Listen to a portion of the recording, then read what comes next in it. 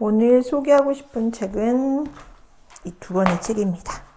하나는 엄마의 말, 그리고 하나는 우리가 잘 알고 있는 아낌없는 주는 나무라는 두 권의 책입니다. 제가 말한 것처럼, 제목에 말한 것처럼 이 책은요, 제가 아이들을 밤에 읽어주려고 누웠다가 제가 엉엉 울어버린 몇 권 더 있지만 대표적인 책 두 권입니다. 아낌없이 주는 나무는 많이 읽었었는데 또 엄마가 돼서 읽으니까 느낌이 너무 다르더라고요. 아낌없이 준 나무는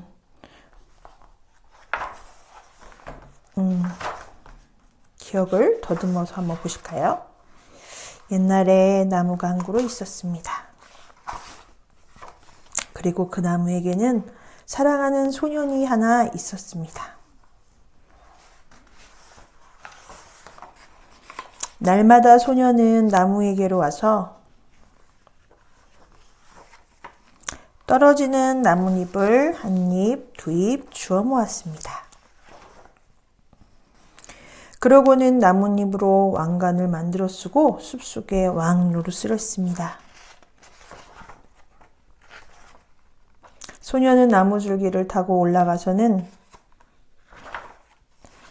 나뭇가지에 매달려 그네도 뛰고 사과도 따먹곤 했습니다.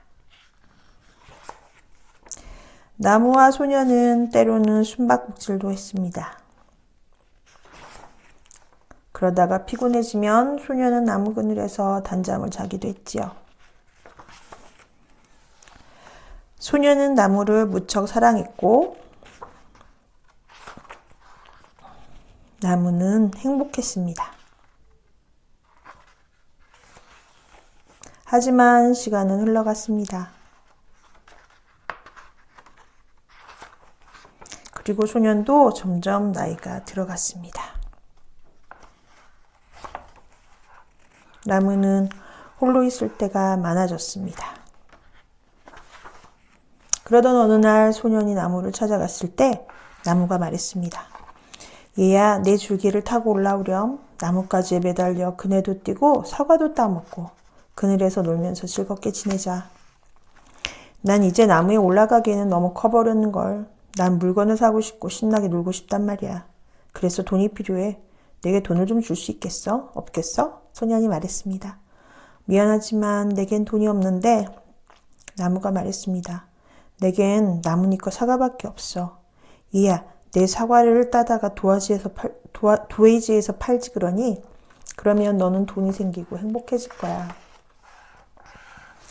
그러자 소년은 나무 위로 올라가 사과를 따서는 가지고 가버렸습니다. 그래서 나무는 행복했습니다. 그러나 떠나간 소년은 오랜 세월이 지나도록 돌아오지 않았고 나무는 슬펐습니다. 그러던 어느 날 소년이 돌아왔습니다. 나무는 몹시 기뻐서 몸을 흔들며 말했습니다. 얘야, 내 줄기를 타고 올라오렴. 가지에 매달려 그네도 뛰고 즐겁게 지내자.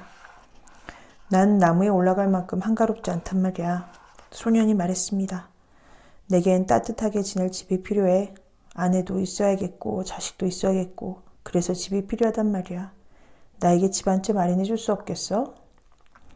나무에게는 집이 없단다. 나무가 대답했습니다. 이 숲이 나의 집이지. 하지만 내 가지들을 베어다가 집을 짓지 그래. 그러면 행복해질 수 있을 거야. 그러자 소년은 나무의 가지들을 베어서는 집을 지으려고 가지고 갔습니다. 그래서 나무는 행복했습니다. 그렇게 떠나간 소년은 오랜 세월이 지나도록 돌아오지 않았습니다. 그러다가 소년이 돌아오자 나무는 너무 기뻐서 거의 말을 할 수가 없었습니다. 이리 온 이야. 나무는 속삭였습니다. 와서 나랑 놀자. 난 너무 나이가 들고 비참해서 놀 수가 없어. 소년이 말했습니다. 배가 한 척 있었으면 좋겠어. 멀리 떠나고 싶거든. 내게 배 한 척 마련해 줄 수 없겠어? 내 줄기를 베어다가 배를 만들렴. 나무가 말했습니다. 그러면 너는 멀리 떠나갈 수 있고 행복해질 수 있을 거야. 그러자 소년은 나무의 줄기를 베어서 배를 만들어 타고 멀리 떠나버렸습니다. 그래서 나무는 행복했지만 정말 그런 것은 아니었습니다.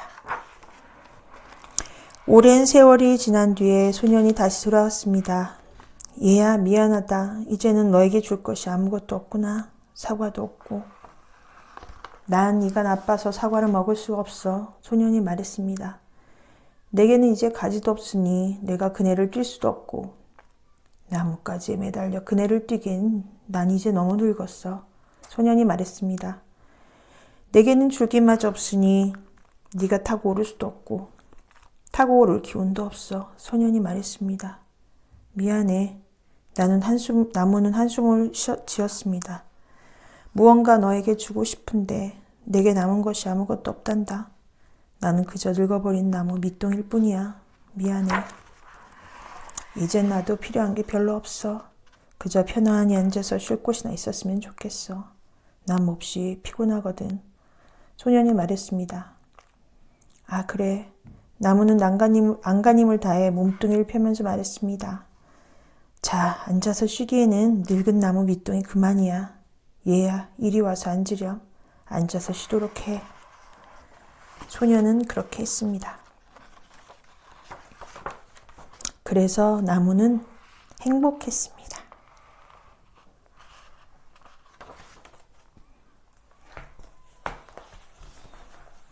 아낌없이 주는 나무. 다음 책은 엄마의 말이라는 책입니다.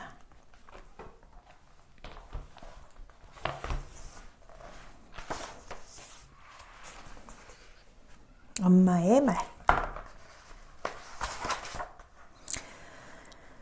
순한 눈망울도 좋고 부드러운 갈기털도 좋고 무엇보다도 굳센 다리가 좋았어. 알은 그 다리로 어디든지 갈 수 있으니까.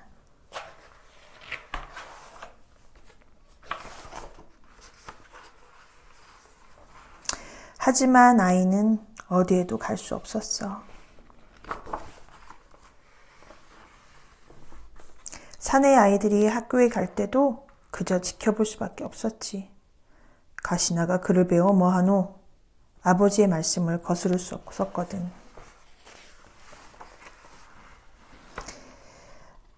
아이는 고삐에 매인 말처럼 아버지의 말뚝 둘레를 맴돌았어. 그렇게 한 해 한 해 나이를 먹어 처녀가 되었지.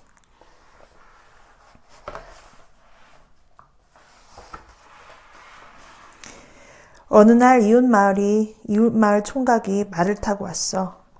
저 말은 나를 다른 세상으로 데려가 줄 수 있을까? 처녀는 총각을 따라 길을 나섰어.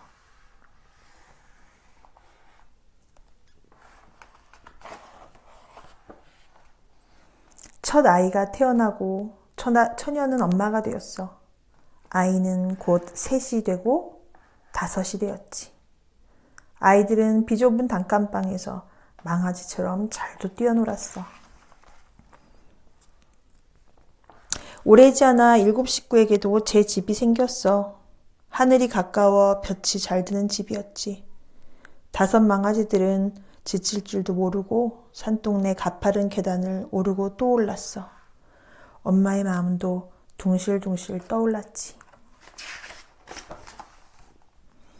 아이들 웃음만으로도 배가 부르고 등이 따숩던 나날이었어. 그 여름이 오기 전까지는. 그 여름 바다를 좋아하던 망아지 한 마리가 바다로 떠났어. 그리고 다시 돌아오지 않았지. 가슴이 무너져 내렸지만 엄마는 다시 일어나야 했어. 남은 망아지들을 지켜야 하니까. 어느 볕 좋은 가을날 엄마는 바다로 떠난 망아지에게 작별 인사를 건넸어. 안녕 아가야, 언젠가 다시 만나자. 그러자 아이의 손길처럼 따스한 가을볕이 남은 눈물을 거두어갔어. 막내야, 말 한마디만 그려줄래? 엄마는 언젠가부터 크레용을 손에서 놓지 않는 막내에게 말했어. 막내는 서툰 솜씨로 열심히도 그렸지. 막내 손끝에서 엄마의 망아지가 되살아났어. 엄마는 막내의 그림을 가만히 들여다봤어. 참 예쁘다. 그런데 여러 마리면 더 좋겠구나. 막내는 한 마리 또 한 마리 그려나갔어. 엄마를 웃게 해주고 싶었거든. 푸른 들판을 달리는 망아지가 한 마리 한 마리 들어갈수록 엄마의 얼굴에 드리운 그늘도 한 겹 한 겹 거쳐갔어. 엄마는 이제 엄마의 말들은 모두 엄마 품을 떠났어. 엄마가 되고 싶었던 모습으로, 엄마가 살고 싶었던 세상으로 힘차게 달려나갔지. 엄마는 다시 말을 그려 하얀 도화지 가득 어릴 때 그때처럼 엄마의 말을. 제가 제일 좋았던 부분은 마지막이에요. 흰 종이를 보면 공주만 잔뜩 그려대던 내게 어느 날 엄마가 말을 그려달라고 했다. 처음으로 무언가 그려달라는 부탁을 받아서인지 난 정말 열심히도 말을 그렸다. 엄마가 왜 그런 부탁을 했는지 나는 알지 못한다. 하지만 내가 지금껏 그림을 그리면서 사는 것은 어쩌면 그날의 말 그림 때문이 아닐까 싶다. 그 뒤로 유명 무명 화가들이 그린 수많은 말을 만나면서 언젠가 다시 한번 엄마를 위해 말을 그리고 싶었다. 이 작업을 시작하면서 백발이 성성한 엄마에게 크레용과 스케치북을 선물해드렸다. 엄마, 그리고 싶은 거 아무거나 그려봐.